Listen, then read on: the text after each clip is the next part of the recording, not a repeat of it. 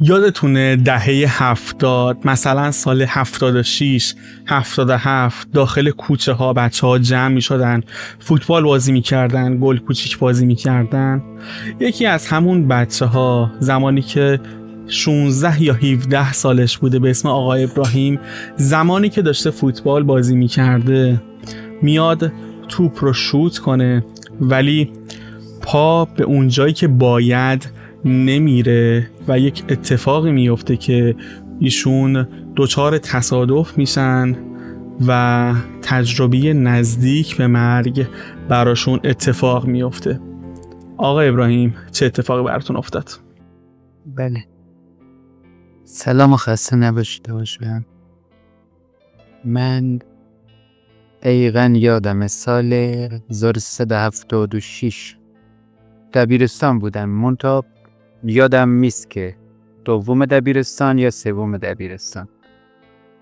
روز 11 تیر 76 اولین روزی بود که تعطیلات تابستانی شروع شده بود و صبح زود به ذوق و شوق این که دیگه امروز تعطیلات تابستانی شروع شده، صبح زود از خواب بیدار شدم، صبحانه خوردم. مهمون داشتیم، مهمونا که رفتن صبحانه خوردم، رفتم کوچه. یه توپ فوتبالی داشتم اون موقع با بچه‌های همسایه که همشون هم سنشون از من کوچکتر بود. من سنم 16 یا 17 سال بود.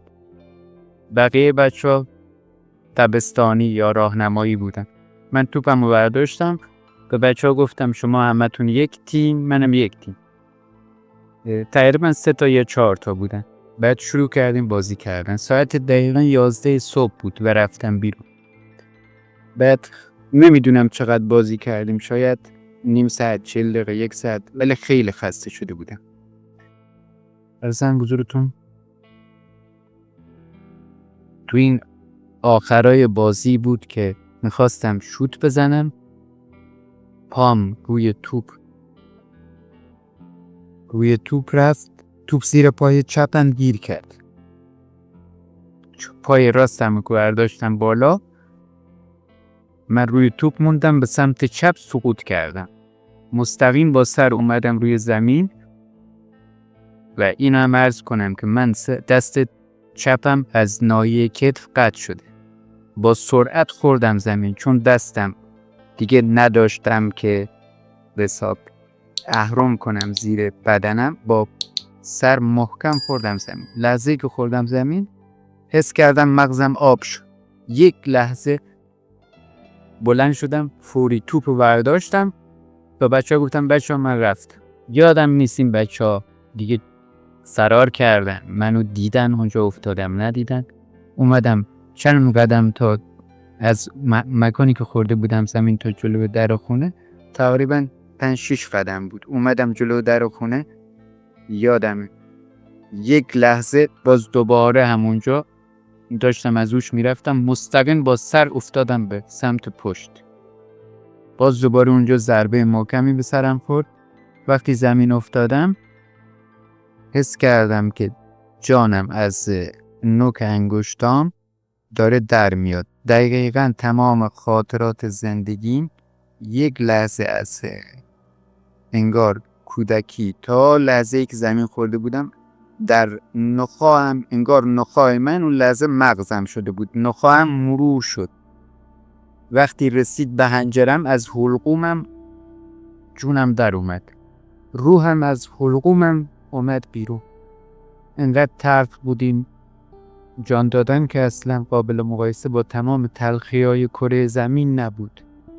وقتی از جسمم در اومدم بیرون، دوباره باز توی ذهنم دوباره انگار برای بار دومم تمام زندگیم توی مغزم مرور شد. همه رو دیدم، منتها چیزی نبود که بخواد صحنه‌ای یادم بیاد. انگار در کمتر از 1 ثانیه همه زندگیمو مرور کردم تو مغزم. یک لحظه حس کردم بالای جسمم وایستادم به صورت افقی. سمت چپمو ناخودآگاه سمت چپمو نگاه کردم که خونه ما بود. انگار از پشت دیوار من داخل خونه رو میدیدم. خوب حس کردم سبک شده جسمم یا روحم، که اون موقع من بودم دیگه. متوجه نبودم پایین افتادم. سمت چپ رو نگاه کردم، ترسیده بودم، حس کردم باید از یکی کمک بخوام. نگاه کردم داخل خونه، از پشت دیوار داخل خونه رو داشتم میدیدم. دیدم همسر برادرام دوتاشون تو خونه نشستن دارن با هم دیگه صحبت میکنن. داد زدم گفتم منو بگیرین، من دارم میرم بالا. دیدم اصلا به من توجه نمیکنن، خودشون دارن صحبت میکنن.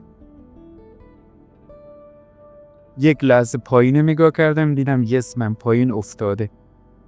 هر چقدر داد فریاد کردم اینا کمکم نکردن. من فکر کردم اینا از دست من ناراحتن یا من دوست ندارن، بی این دلیله که کمکم نمیکنه.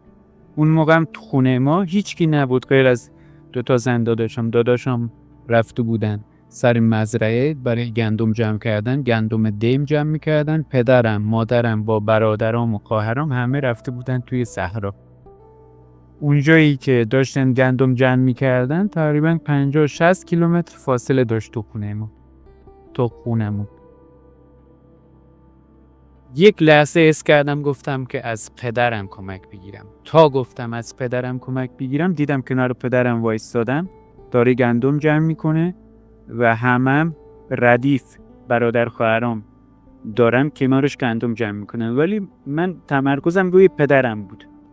کنار پدرم وایستادم، فریاد زدم گفتم کمک، بابا منو بگیر دارم میرم بالا. باز دیدم بابام به من توجه نمیکنه. اونجام حس کردم که منو دوست نداره بابام، یا انگار از دست من ناراحته. اصلا متوجه این نبودم که چه اتفاقی افتاده. بعد گفتم حالا که پدرم هم کمک نمیکنه من از مادرم بخوام کمکم کنه، منو بگیره. من دارم سبک شدم دارم میرم بالا. به محض اینکه این فکر اومد تو ذهنم دیدم کنار مادرم وایستادم. مادرم تقریبا 100 متر 50 متر پایین‌تر از پدرم داشت ایشونم گندم جمع میکرد. وقتی کنار مادرم قرار گرفتم گفتم مادر منو بگیر دارم میرم بالا. و اینو که گفتم بلافاصله خواستم بغلش کنم. تا دستامو بردم که بغلش کنم دیدم از جسم مادرم رد شدم. وقتی این اتفاق افتاد انقدر ترسیدم که حد نداشت و غمگین شدم. این غم و اندوه و دلتنگی من به ترس من غلبه داشت و دلبستگی و وابستگی شدید من برای پدر مادرم بود. در اون لحظه اینو میفهمیدم که دارم میرم بالا و پدر مادرم رو دارم از دست میدم. وقتی که از جسم مادرم بغل کردم، از جسم مادرم رد شدم، دیدم ایشونم توجه نمیکنه، دیگه کلا ناامید شدم. وقتی ناامید شدم دیگه روحم سبک شد، رفت بالا. با سرعت خیلی زیاد از جو زمین یا جو فضای فیزیکی هستی بود، نمیدونم، فقط متوجهم که از جو خارج شدم. سرعتم انقدر زیاد بود که متوجه نشدم که مثلا چیزی کنارم هست نیست. یک لحظه بعد از اینکه از جو خارج شدم انگار یه میله خودکاری بود، مثل خودکارای بیک قدیمی. یک سمتش گشادتر بود، یک سمتش کوچکتر. از سمت گشاد این لوله خودکار وارد شدم، از سمت کوچکش تنگترش با سرعت پرت شدم. و من از این که پرت شدم بیرون دیدم تو یک فضای دیگه در کره زمین دیگری افتادم روی زمین. جایی که افتادم یه سراشیبی بود، مثل یه کمرکش کوهی بود، دامنه کوه که همه سنگلاخ بود، سنگای سیاه، ولی روشن بود، فضا روشن بود. به شکم افتادم. اونجا رنگ اون کره زمین، فضای اون کره زمین اینقدر غمگین بود، اینقدر اندوهناک بود برای من که حد نداشت. رنگ نورش زرد بود، زرد مطلق بود. البته این زردی که میگن خیلی شدید، نمیدونم چجوری مثال بزنم رنگ زردی که من اونجا دیدم چه شکلی بود، ولی حس میکردم اینقدر این زرد مطلقه، اینقدر قویه که میتونم رنگ اونجا رو، نور اونجا رو یک مشت ور دارم. با دستم میتونستم اون نور رو ور دارم. البته اون رنگی که میگن نور بود، نور اون کره زمین، اون فضایی که قرار گرفته بودم بود، رنگ نبود. بعد همینجوری که به شکم افتاده بودم دیدم دو تا موجود که دیدم که نه، حس کردم 2 تا موجود، یکی طرف راست من یکی طرف چپ من دارن منو میزنن، انگار با لگد به پهلوها میزدن همینجوری سوال میکردن چرا نماز نخوندی. و منم سعی میکردم به سینه‌خیز به سمت بالای کوه برم، حس میکردم باید این کوه رو برم بالا، انگار اگه سر کوه میرسیدم اینا دیگه با من کار نداشت. و هرچی اینا میزدن منو میگفتن چرا نماز نخوندی، من جوابی برای اینا نداشتم. البته من نماز میخوندم، شکست بسته، حالا تو دبیرستان، نماز جماعت‌های مدرسه، تو خونه ماه رمضان، ولی مقید به این که همیشه نمازمو سر موقع بخونم اصلا نبودم، به این مقید نبودم. نمیدونم چقدر گذشت، اینا چقدر زدن، انگار اینا که زدن من خسته شدم دیگه، از دست اینا آسی شدم. انگار تو دلم گفتم آخه به شما چه ربطی داره، عصبانی هم بودم، به شما چه ربطی داره، من نماز نخوندم که نخوندم، من برای خدا نخوندم، به شما که ربطی نداره. به محض این که این فکر تو ذهن من گذشت اینا ول کردن، دیگه نبودن، یعنی وجود نداشتن. همون موقع که منو میزدن وجودشونو به هیچ وجه نمیدیدم، فقط اون لگدهایی که میخوردم و صدایی که توی ذهنم میومد، این لگدها و اون صدا رو میشنیدم و لگدها رو حس میکردم. و همینجوری هم که سینه خیز به سمت قله کوه میرفتم در تلاش بودم، انگار این سنگلاخ‌ها توی بدن من فرو میرفتن. منتهای مراتب این سنگلاخ‌ها و اون زدنها همه یک طرف، غم و اندوهی که به من چیره شده بود اون یک طرف. انقدر غمگین بودم که اصلا حد نداشت.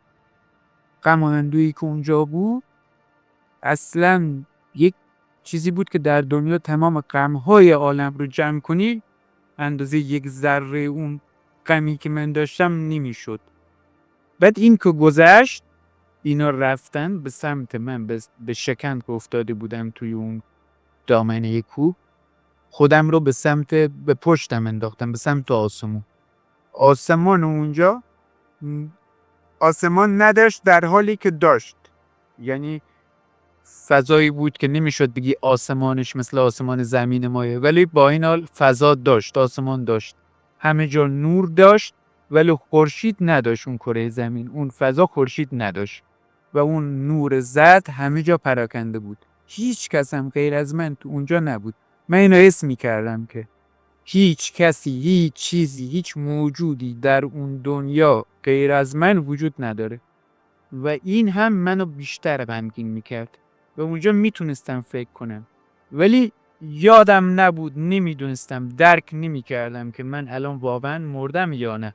فقط یادم بود که روحم از بدنم در اومد، یک لحظه جسمم رو دیدم و اون اتفاقات افتاد و من اومدم اینجا و اون تحویل نگرفتن پدر مادرم که منو تحویل نگرفتن به تعبیر خودم، گفتم منو بگیرین پدر مادر، منو بگیرین دارم میرم، منو نگرفتن. اینا انقدر منو غمگین میکرد که داشتم باز از غم و غصه میمردم و این غم و غصه انقدر زیاد شد که با ترس آمیخته شد. اینجا دیگه ترس به غم و غصه غلبه کرد. تو اینجا غم و غصه بود برای من، اندوه بود، اینجا ترسم بهش غلبه کرد. ترسم انقدر زیاد شد که حد نداشت. بعد شروع کردن به کمک خواستن. چیزی که یادم اومد گفتم بگم یا رسول الله، فریاد زدم یا رسول الله یا رسول الله. چند باری اینو گفتم خبری نشد. یا علی زیاد گفتم، یا حسین گفتم. دیگه تا اون سوادی که داشتم، بالاخره دبیرستان بودم، ائمه رو همینقدر میدونستم، مثلا امام اول، امام دوم، حسن، حسین، امام علی، پیامبر، همونایی که یادم بود یکی یکی صدا کردم، فریاد میزدم، اسم هر کدوم 3-4 بار فریاد میزدم. بعد دیدم خبری نشد، رها کردم. یک لحظه خودم رها کردم، رو همون سنگلاخ‌ها دراز کشیدم، با پشت با آسمون اونجا نگاه میکردم، با خودم داشتم فکر میکردم، برانداز میکردم، یکی دوتا میکردم به قول معروف. بعد به خودم گفتم نگاه کن، از پدر کمک خواستی کمکت نکرد، رفتی پیش مادر کمکت نکرد، گفتی یا پیامبر یا علی یا حسن یا حسین، هیچ کی کمکت نکرد. خود چرا از خود و خدا کمک نمیخوای؟ انگار یکی این فکر رو انگار یکی به من کمکم میکرد. دقیقاً اینا رو یادمه. اینجوری به من تلقین میشد. وقتی این فکر رو کردم، یک لحظه انرژیمو جمع کردم، تمام جونمو جمع کردم، فریاد زدم. گفتم ای خدا، ای خدا. انقدر فریادم انقدر بلند بود که اگه اون فریاد رو، یکی از اون فریادها رو در این کره زمین من فریاد بکشم، حس میکنم تمام ساختمان‌های اطرافم پودر میشه، تمام موجودات اطرافم کر میشن. چنور فریاد کشیدم که فضای اونجا، اون عالمی که بود در اون قرار داشتم، پر شد از فریاد من. بار اول گفتم ای خدا، بار دوم گفتم، بار سوم وقتی گفتم ای خدا، میکشیدم، این خدا رو میکشیدم. به محض اینکه بار سوم گفتم خدا، کنده شدم از اونجا، مثل یک تیر پرتاب شدم از اون زمین، شلیک شدم، مستقیم اومدم خوردم به جسمم، از قفسه سینه خوردم به جسمم، انگار که یک تیری از آسمون با تفنگ زدن تو قفسه سینم. محکم پرتاب شدم، همینجوری که به پشت افتاده بود جسمم، پرتاب شدم. پاهام و دستم و سرم اومد بالا، داشت به هم میخورد. وقتی اومدم تو جسمم، انگار ادامه اون ای خدایی که اونجا گفته بودم رو اومد تو انجرم، حلقومم. اینجا گفتم خود، اونجا که میگفت اینجا اومدم این رو انقدر محکم فریاد زدم که همسایه ها شنیده بودن. نمیدونم، شاید مثلا من اون موقع 2 دقیقه بوده، 30 ثانیه بوده، 5 دقیقه بوده افتاده بودم اونجا. بچه‌ای هم که داشتن با من بازی میکردن وقتی دیدن افتادم فرار کردن دیگه، در نیومدم. کوچه‌م خلوت بود، نیومدم بیرون. زن داداشم که داخل خونه بود، این نعره منو میشنوه، بعد فکر میکنه گاو همسایه‌ای که داره نعره میزنه. به قول ما ترکا اره میکشه، نعره میکشه. اومده بیرون، ما افتاده بودم اونجا. اومد بیرون، دیدم یه خانمی اومد از در و باز کرد، در حقیقت اومد بیرون، این ور نگاه کرد این ور نگاه کرد، گفت اینجا که گاوی نیست که. بعد به من نگاه کرد، گفت ابراهیم چرا افتادی اینجا، چرا زمین خوردی؟ من هیچی نگفتم. گفت تو بودی نعره زدی؟ گفتم بله. گفت زمین خوردی؟ گفتم بله. من اصلا نمیشناختم، نمیدونستم که این کیه. فقط هرچی سوال میکرد من یک کلمه گفتم بله. و اون زنداداشم بود که با صدای من اومده بیرون ببینه چه خبره. بعد گفت که بیام کمکت کنم، نمیتونه بلند شی؟ گفتم نه نمیتونم. بیا. گفتم بله. اومد دستمو گرفت آورد تو خونه. نمیدونم تو اون موقعی که آورد خونه چی میگفتم، ولی یادمه که گفت ببرم دکتر. گفتم بله. رفت مادرشون، مادر زنده داشتم، همسایه‌مونه، اون رفت مادرش رو صدا کرد، اومدن دوتایی منو دستمو گرفتن، یه تقریبا 200-300 متر اون طرفتر مطب دکتر بود. رفتیم، منو بردن مطب دکتر، در زدن. آقای دکتر داداشش از پنجره طبقه بالا نگاه کرد، گفت که آقای چیه، چیکار دارین؟ گفت که مریض آوردیم. گفت آقای دکتر داره نماز میخونه. من انقدر حالم بد بود به گفتم آقای دکتر برای چی نماز میخونه؟ من میخوام بمیرم، من مردم زنده شدم، آقای دکتر داره نماز میخونه. بعد مادر زنداداشم بهم گفت که آقا بیا بریم بالا، دکتر بالایی است، میریم مرکز بهداشت، بیا بریم اونجا.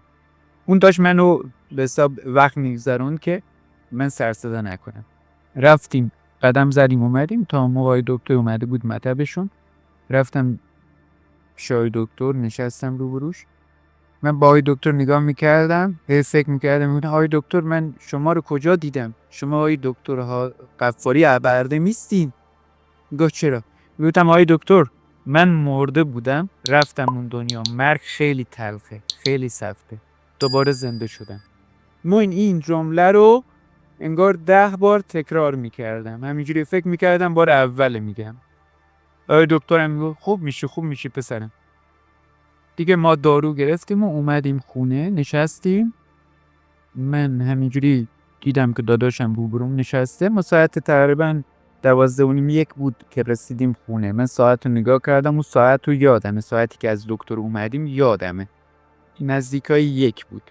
نشستیم یه لحظه من دیدم داداشم این طرفم نشسته، زن داداشم این طرفم نشسته. من دارم میگم داداش به امام حسین دیگه من خوب شدم، نگاه کن من ابراهیمم، تو داداشمی، این زن داداشمه، تو مثلا 2 بچه داری، من چند تا برادر خواهر دارم، من امروز زمین خورده بودم مردم زنده شدم الانم حالم خوبه. تا اینو گفتم داداشم زد زیر گری، گفت ای بابا این دیگه درست نمیشه، این بدبخت شدیم درست نمیشه. ساعت 1 کجا الان کجا، همش داره همین حرف تکرار میکنه. من تا گفت ساعت 1 کجا الان کجا، من یه لحظه ساعت دیوار رو نگاه کردم، گفتم یعنی چی؟ من که همش 2 دست دارم این حرفا رو میزنم. نگاه کردم دیدم که ساعت 9. لامپ رو نگاه کردم لامپ روشنه.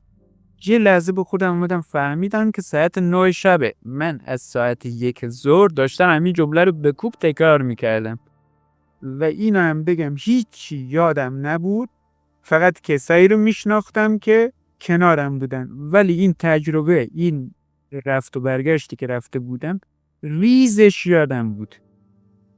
و یک چیز مهمی که یادم رفته شاید بگم تو تجربهم، این قسمت رو که یادم رفت وقتی اونجایی که منو میزدن، اون دو نفری که منو میزدن میگفتن چرا نماز نخوندی، بعد رهام کردن، دوباره زندگی منو توی ذهنم دوباره مرور کردن.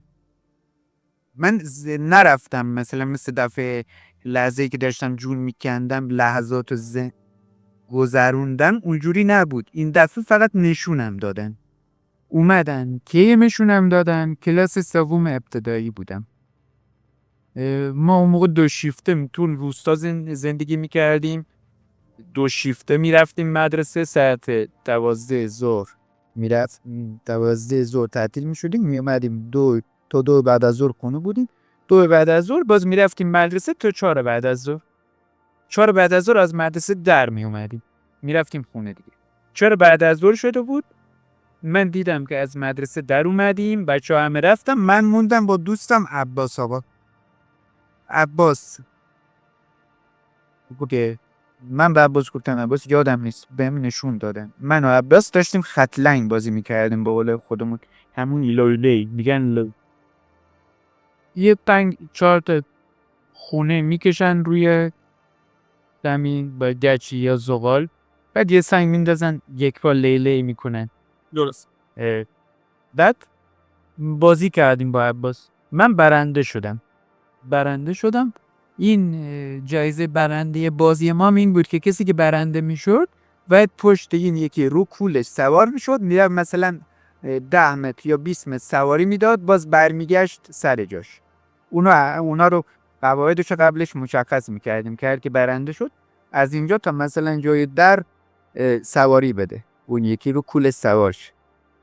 بعد من برنده شدم. وقتی برنده شدم زوغ میکردم دیگه. یه عباس گفت خب بیا من رو کولم سوارشو برم از اونجا برگردونم. من همچی یه قدم رفتم عقب، پریدم رو کول عباس. عباس محکم با صورتش خورد زمین. فکر کنم سر و صورتش دهن شکم خونش شد. گریه کرد، گفت ابراهیم من دهنم خون اومد، اینا نمیتونم. همینجوری گریه میکرد، سر و صورتشم خاکی شد. گفتم نه من کار ندارم، باید منو کولی بدی سواری بدی بری از اونجا برگردی. دقیقا دوباره سواری کول عباس شدم، همینجوری گریه میکرد. رفت این 10 متر رو رفت برگشت. بعدم من هیچ دیگه کیفمون رو برداشتم از رو زمین. عباس گریه کنه رفت خونه‌ش و منم خوشحال رفتم خونم. اونجا اینو نشون دادن بهم، گفتن حالا آقا ابراهیم اینجا وایستا، عباس بیاد حلالیت بگیر، بعد میذاریمت بری بالا. یعنی میگفت اولش گفتن چرا این کار کردی، چرا این کار کردی، در این زمان عباس در قید حیات بود. بله این زمانی که من زمین خوردم، عباس هم کلاس دوم دبیرستان بود، منم دوم دبیرستان بودم. اون موقع هم که بازی میکردیم عباس سوم بودیم با هم دیگه، کلاس سوم ابتدایی بودیم. یادم سوم ابتدایی رو 9 ساله یا 10 ساله بودیم این اتفاق افتاد. بود زمانی که من این تجربه برام اتفاق افتاد. عباس توی روستا زندگی میکرد، ما آمده بودیم شهر.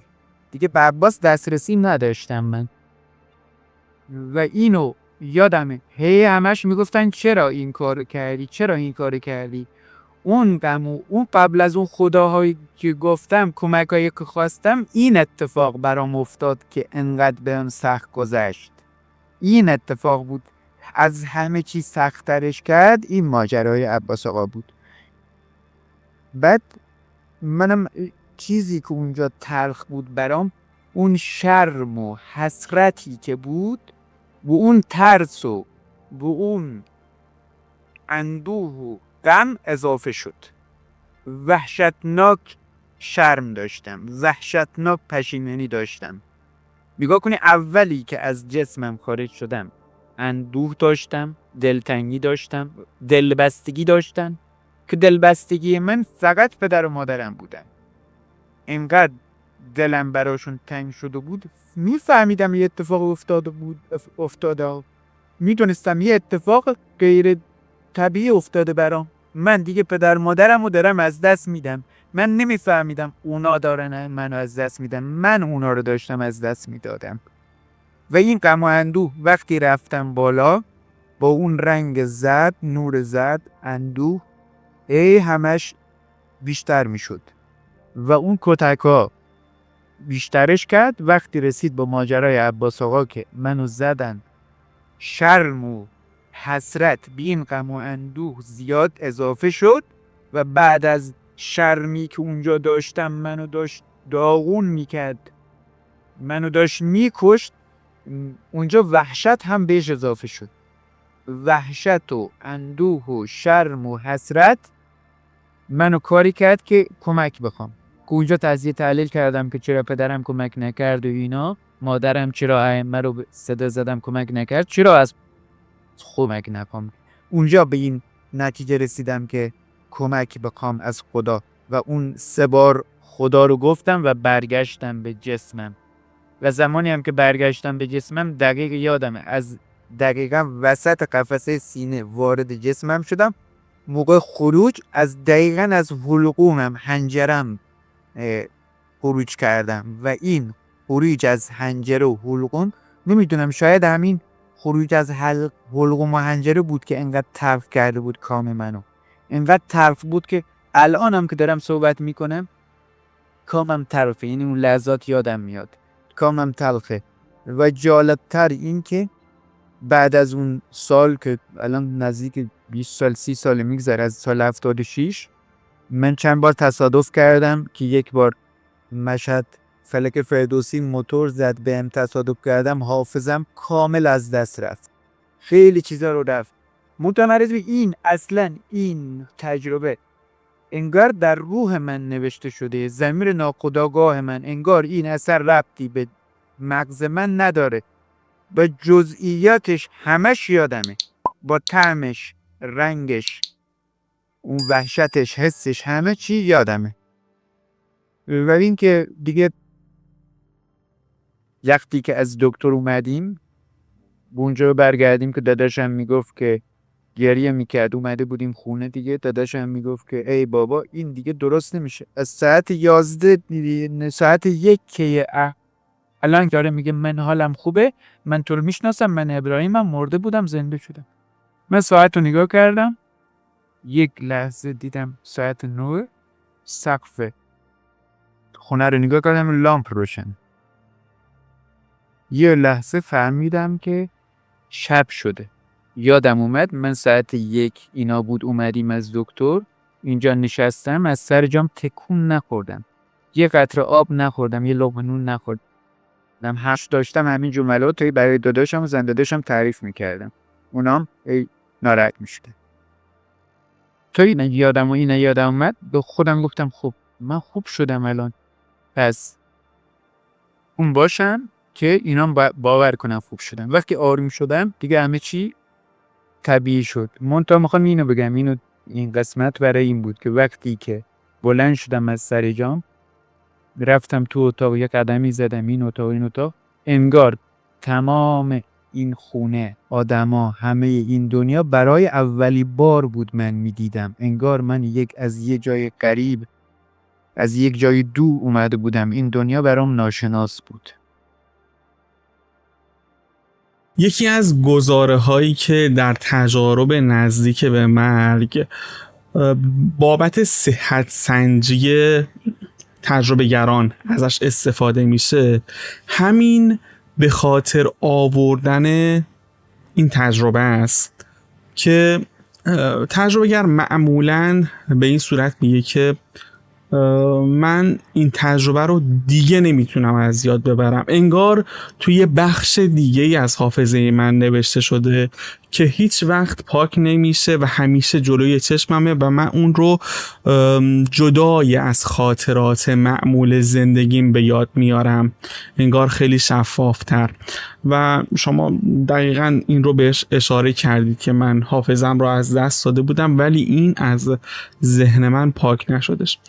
تنها سوالی که بر من پیش اومده، البته خودم پاسخش رو میدونم، میخوام بیشتر بهش بپردازیم، این بخشیه که به شما گفتن که باید اینجا وایسی عباس دوست شما بیاد و ازش حلالیت بگیرید.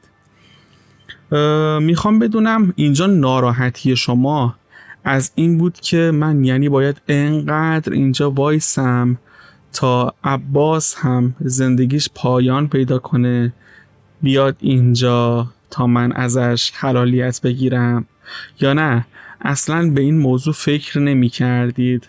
به قول خودتون همون ترس بود که فائق اومده بود و بیشتر از اون تحمل نداشتید که اونجا بمونید. کدوم یکیش بود؟ هر دوتاش بود.